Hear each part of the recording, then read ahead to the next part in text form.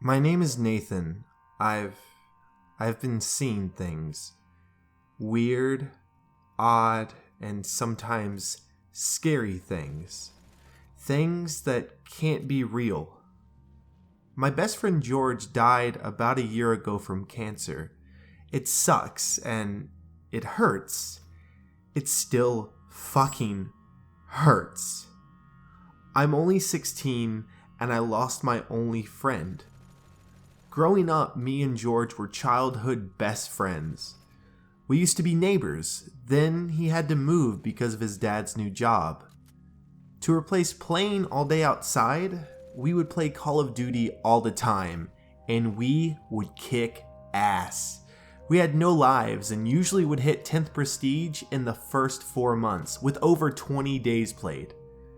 At the hospital, on his deathbed, he told me he wanted to give me his gamer tag, since I was like the brother he never had. I've been playing World War II under his gamer tag in his honor. The gamer tag is called Theony. I'm doing this for George. He was a huge Call of Duty fan, and getting him to 10th is what I'm gonna do. One night, I was playing Occupation off of the first DLC from the video game. I go and sneak a view outside of the map, and I swear I see George, but as if he was in the video game. I know it sounds really cliche, and I must be seeing things, and it can't be real, but I know what I saw and who I saw. A few days from there, I carry on, not really thinking too much about seeing him, thinking it wasn't him and that I was indeed seeing things, and that it couldn't be real. Well, here's where it all changed. One night, I was playing World War II, much like I do every night. It was a 5v6, we were getting destroyed by the other team. I pressed the select button to see how much my KD was getting wrecked on shipment. And that's when I see it. I see my gamer tag. Theony 1. As in guest. The character was actually playing. I stop playing and put down my controller. I see that my backup controller is on. I turn it off and continue playing without the guest. The next map, same thing. The guest profile is there and someone is playing it. The backup controller turned on and everything. Now the guest account is doing rather well, and even though my guest is playing on my account, my TV isn't split in two, so I keep playing. I play with the unknown guest for a few more hours. He did better than me in almost every game. As I turn off my Xbox, I hear a faint voice in my headset say, "Good night, Nathan." I was mid-shutdown when I heard this, and it creeped me the fuck out. I was trembling. I couldn't sleep that night. A few days go by, and I'm at my local GameStop browsing for a few new games so that I could stop playing World War II and end whatever creepiness was happening to me. As I go to check out my new games, I hear a voice say, "If you do that, we can't play anymore." I looked around the store and I was the only one there other than the worker. I put the games back onto the shelf and I went home. I go to my room and I see that my Xbox is turned on, and as my profile loads up, the guest is added instantly. "You're back," the voice said. George? I asked. No response. I played the whole day and night with the guest I assumed to be my best friend.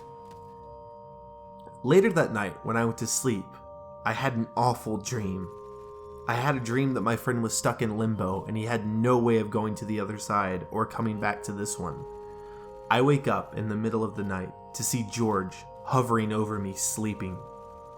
He didn't look like him. He didn't look like him from his funeral or on his deathbed. He looked like he'd been rotting. He just looked at me with an expressionless face. He didn't move his mouth, but I could hear him talking. He was probably talking to me telepathically. "You know, I'm just trying to help you," he said. "Is it really you, George?" I asked. "In 4 days' time, you will die. I cannot rest until I know you are safe, he told me. Danger how? I asked. I cannot say, and I cannot see what will happen. I just know the outcome, he told me. 4 days go by, and all I see out of the corner of my eyes is George's decomposing body. I walk down the street, he's on the sidewalk. I'm in my room, he's in the corner of my room staring. I go out to dinner, he's at another person's table. Naturally, you'd go crazy too. He isn't evil, he's just there.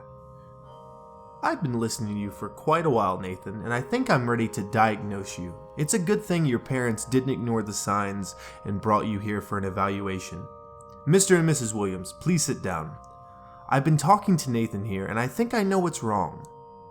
The daydreaming, the night terrors, the lack of sleep, the visions. They're all symptoms of a paranoid schizophrenic. No, you're wrong. Xboxes don't turn on by themselves. Dead people cannot play Xbox, and they sure as hell cannot haunt me. I'm not going crazy. I'm just seeing things. When was the last time you saw him? The therapist asked.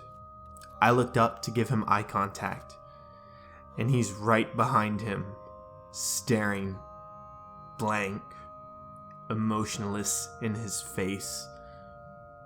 My body gets up on its own as he makes the gesture for me to stand. He slowly points his fingers in a come here motion. What are you doing? The therapist asks. I'm doing what he tells me to do, I said. I look directly in front of me and I see it's a window, a big window. I look down and I have to be at least on the 5th floor. That's when I see him. He motions for me to come down. The next thing I know, I'm in free fall. I'm falling down to the hard pavement. I hear his voice. This time it's darker and creepier. Sorry, old friend. There is no afterlife without you.